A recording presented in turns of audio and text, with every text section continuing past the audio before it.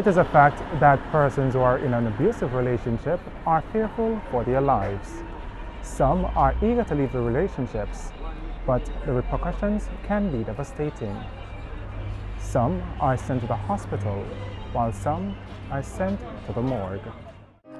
Oh, oh, oh, yeah.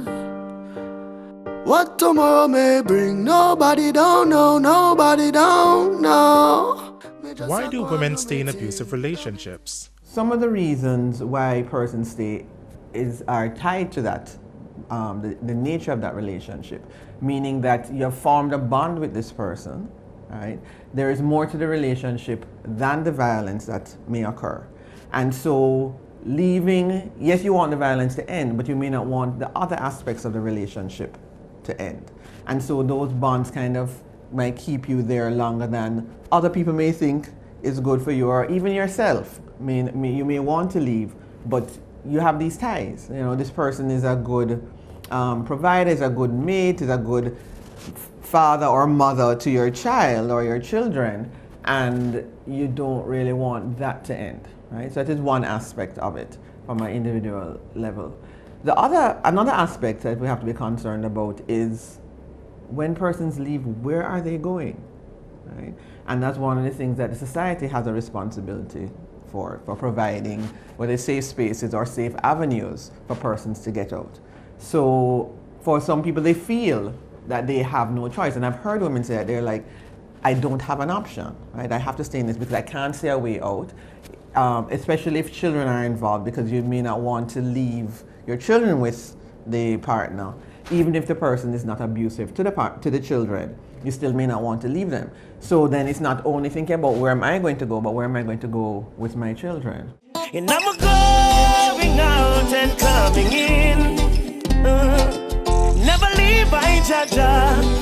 I keep me far from vampires.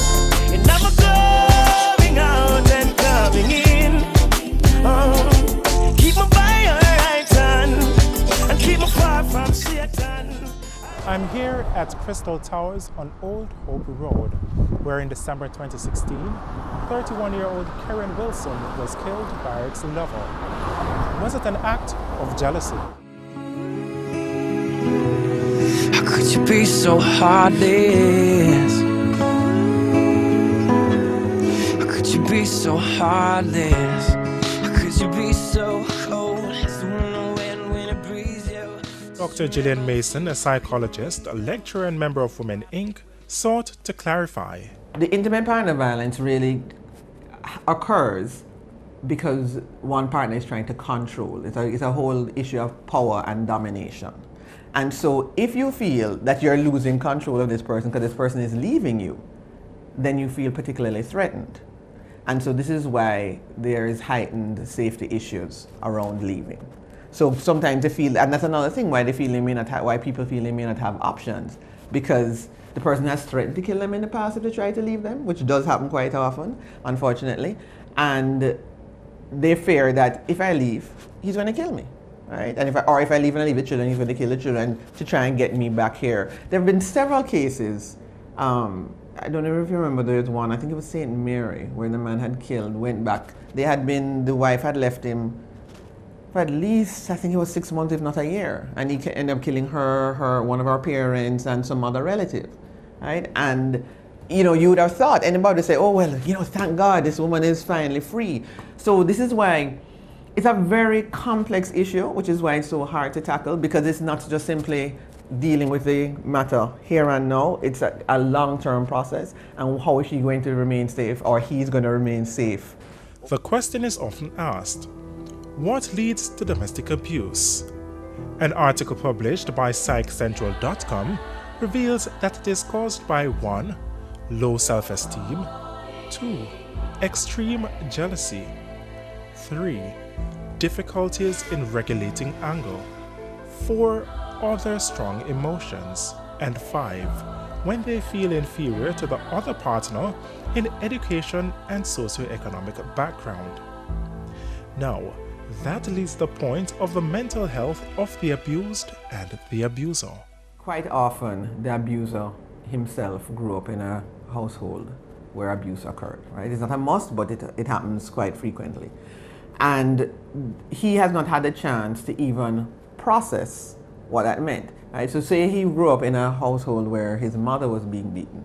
And it's not that he necessarily thought it was a good thing, but he could see the benefits to the male in the household of doing that, the kind of control that the person was able to access.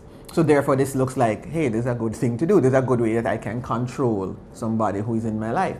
So until they're able to process their feelings and that experience, it's going to be really hard to just stop, right? You have to kind of understand yourself and understand why you're doing this in order for it to cease, which is why, though there are programs, and we do have one locally that focus on perpetrators of intimate partner violence, it's really a rocky road. It's tough. There is a challenge. It's not that it can't be done. The person, of course, like as in any mental issue or any psychological concern, the person has to be willing to try to change, which is another issue. So you have to get through that first, that the man actually does want to change, and it then is willing to put in the work to get to that.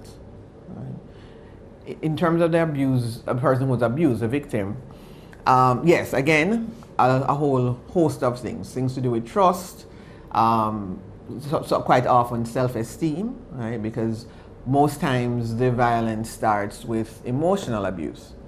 And you have had this person who loves you, or who you feel loves you, and who cares for you, and who is supposed to love you, etc., etc. And he has been, and he may be telling you all these things about you being worthless, or you can't do anything, and nobody not going to want you, and you have to kind of regain, if you had it in the first place, a sense of self. So there's that issue, and then there's a whole issue of trusting, and quite often women do find it hard to partner again because they've gone through this horror. Oh, now I'm afraid to love again. Yeah, I'm afraid to get my heart broken again. Why? 'Cause I've been hurt before. My heart doesn't work anymore.